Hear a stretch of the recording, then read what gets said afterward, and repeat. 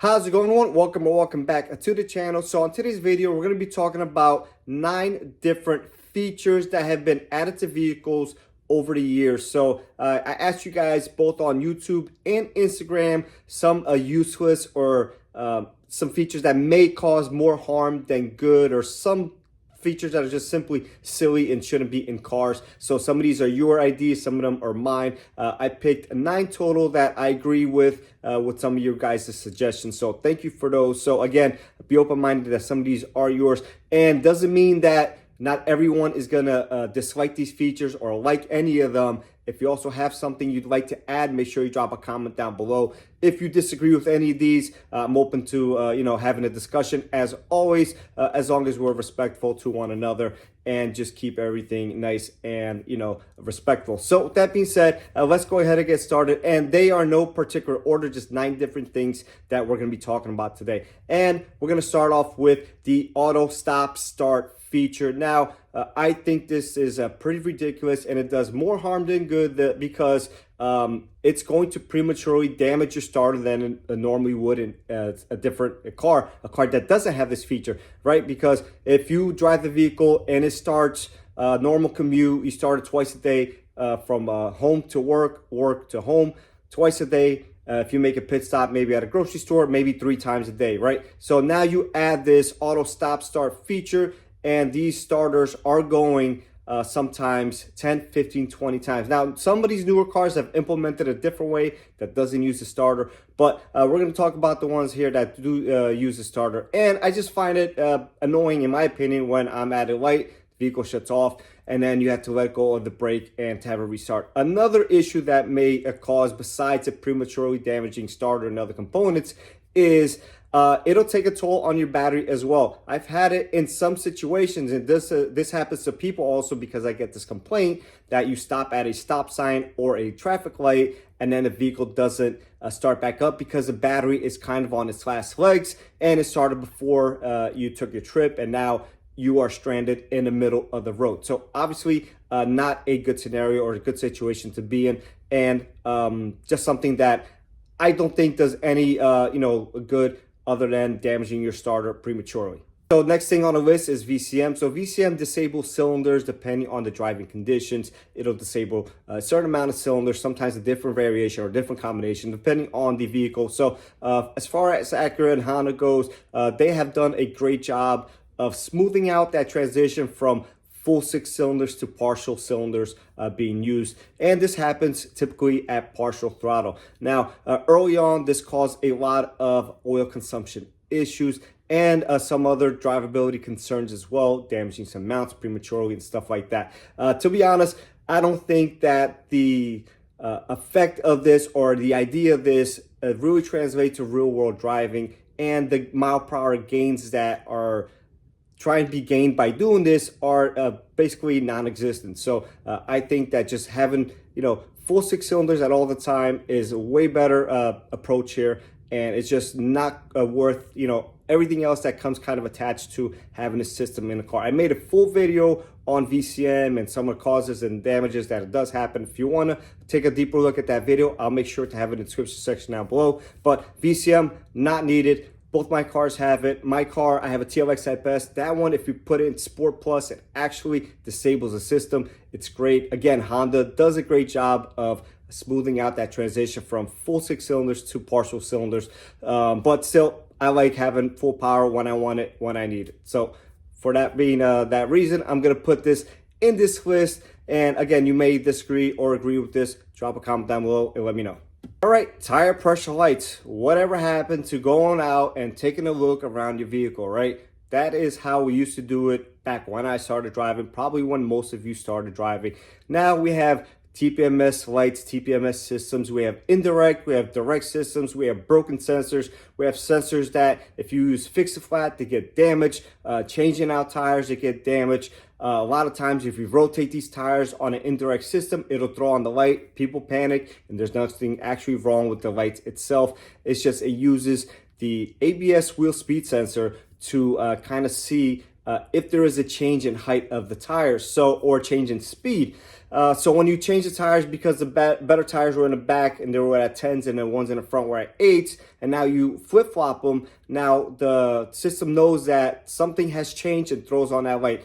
Additionally, if you're just setting your tire light and you're setting your tires and you didn't have a light on, you're just trying to top them off, and you don't set the system on an indirect system. So with the indirect system is without the TPMS sensors, which a lot of Hondas use, it'll throw on the light. So every time you change anything on those tires, you have to go in there and manually reset it, which could be pretty annoying. So now, obviously, TPMS system could be good, but we see a lot of issues going from the summer to winter months, because the drop in sudden PSI could, obviously mess with the tire pressure and throw off the system. So I think it should have been just better left alone. Now, Honda also has direct TPMS systems where it actually has a sensor and you have a reading on your dashboard on some of these new vehicles. So if you have a light on and let's say it's supposed to be 35 PSI and you're at 30 and you keep monitoring throughout the day, you know that there's no big leak or maybe a leak at all.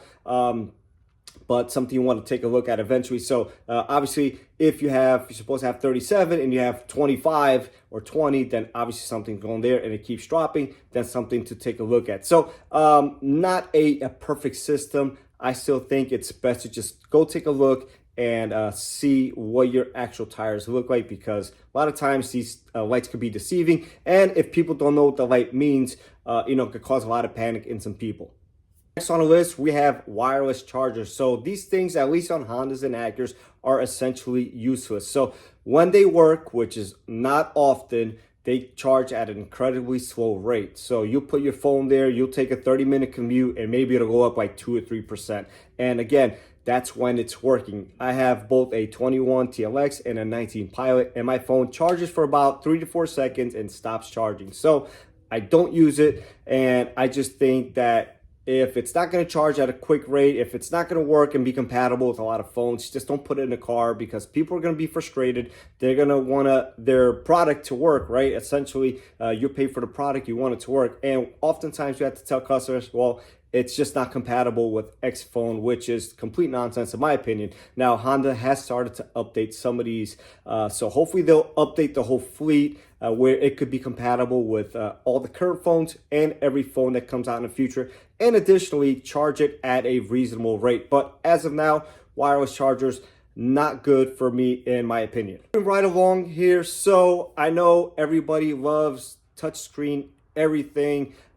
I'm the actual opposite. I don't like touchscreens, but if I must have a touchscreen in a vehicle, with a lot of these do already nowadays, give me some buttons for these climate controls. I want to have physical buttons for the volume knob. I know Honda got a lot of negative feedback for a lot of years for this. Finally, they're adding volume knobs to everything. Some of them are pretty big, some of them are tiny, but regardless, we have a volume knob, which is great. Also, Honda has went back to adding physical buttons for the climate control, which is great. I know a lot of people like the whole Tesla tech and huge iPads and huge screens everywhere all over the vehicle.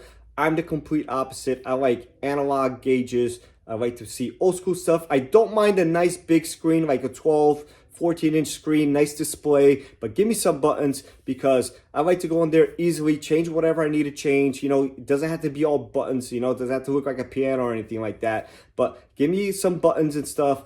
Give me a nice, decent sized screen. Doesn't have to be a 25-inch screen. That stuff is for your home, in my opinion. Once again, doesn't have to be across the dashboard either, but something reasonable, something that's decent size, and most importantly, give me something that has physical buttons for at least the bare minimum, the climate control features, and a power volume knob button. So the next thing on the list I'm going to be talking about is the heads-up display. So I don't find the whole oohs and ahs behind the heads-up display. Now, some of you may disagree with this, but all the information that's there on heads-up display is typically on your dashboard. Now, is it in the better line of sight? Maybe, but again, everything's in the cluster. We're all used to using a cluster. Obviously there's tons of different distractions. We don't need any more distractions already. on the windshield or anything of that nature. Now, everything that's going to be important is in your cluster. So is it nice to have the speed limiter? Sure. But you know what the speed limit is. You take a quick glance. You don't have to go, and take your eyes off it for a very long time. If there happens to be some sort of a malfunction, you're going to get lights on your cluster, and you're going to go see those. You're not going to miss them. So again, I don't really see the need for a heads-up display. Also, a lot of times those areas where the cutout is for display ends up warping over time, making the dashboard look real funky. I've seen it a couple different times, cracking. Some of these pieces are real thin, and they won't end up warping over time and just making for a messy situation. So you may like it. I don't like it. I don't think it's needed. There's nothing wrong with looking at a physical cluster.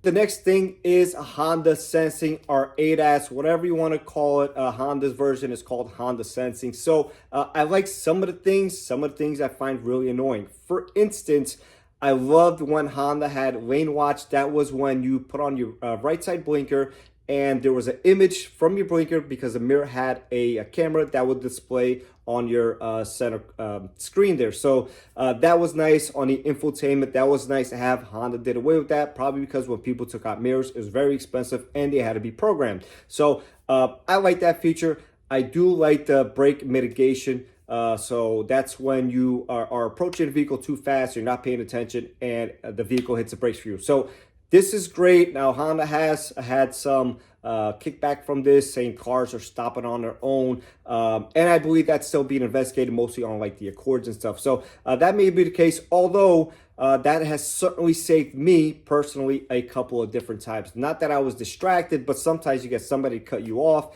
and the car immediately reacts. So a negative about that, if you like to drive a more an aggressive side, if you try to overtake a car and there's one approaching in front of you, the car will hit the brakes for you. So that could become a dangerous situation. Now, you can also change how aggressive and how far of a distance it is before it starts braking from the car in front of you. So again, I like that feature. I keep it on my car because it has saved me a couple of times. So what I don't like is the lane keep assist, where the vehicle keeps you in your lane. And if you don't drive absolutely perfect, which probably most of us don't do, then it's going to keep one of you steer the wheel. It's going to vibrate the steering wheel, stuff like that. I find it really annoying. I disable it on my vehicle. My wife personally likes that, so we keep it on hers. I don't like it, so it is what it is. You may like it. I just feel like you have to, stay as accurate and as close to in between both lanes as possible. Some vehicles may do it a little bit better, maybe some don't. Now, adaptive cruise control, that is a nice feature, although sometimes, again, if there's a car that crosses in front of you and there's still plenty of distance, it starts to reduce speed. So it's not a perfect system. I don't think we need all this tech to help us drive, but it is what it is. I do like some of the things, some of the other things I don't think we need.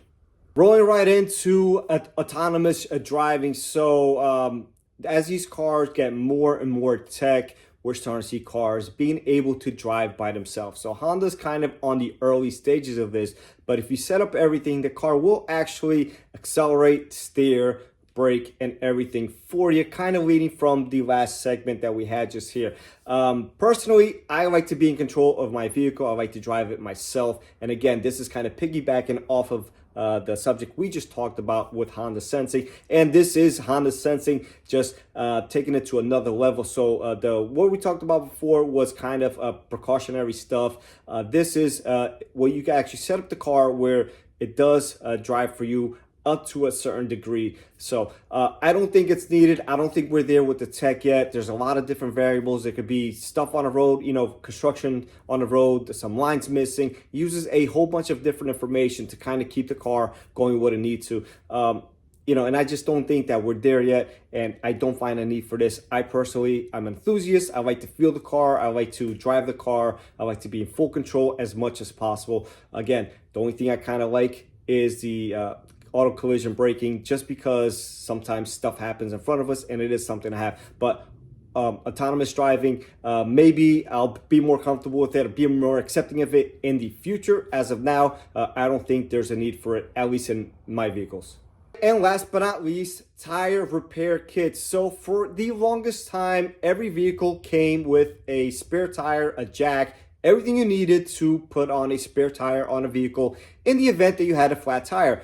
So more and more companies now are trending towards eliminating that, whether it be to cost or weight or whatnot, and just giving you essentially a pump with some fixed flat in it. So the problem with that is a lot of the times the hole may be too big where the fixed flat doesn't even seal it completely. Another issue is that if your car does have a TPMS sensor, it's going to destroy that sensor. That's something that they don't tell you. So you come in, sensor has all this, fixed flat in it or whatever you want to call it, and you need a new tire, a new TPMS sensor, and you need a new pump because they're essentially most times a one-time use. So put a spare tire in the vehicle, and I think that's the best way to go about it. Now, a lot of times we're doing this because they no longer fit in the trunk or anywhere where it doesn't take away from a lot of interior space due to the nature of the trend that we're going with these vehicles, with the hybrids and stuff like that. So in that case, I guess it's okay to have one. It's always best still to have a tire, even if it took a space. I think at the point of sale, they should try to offer you still, hey, do you want this vehicle with a spare tire or a tire repair kit? I bet most people would still go for the spare tire itself. So my opinion, keep the tire repair kits to like third-party people. Put a full spare tire. Doesn't have to be full size on these vehicles. If it's a truck, it'd be nice to have a full-size tire because these tires are oftentimes very thin and a quarter the size of, let's say, a Pilot tire or whatnot. So that being said, hopefully you guys enjoyed this video, and I'll catch everyone on the next one.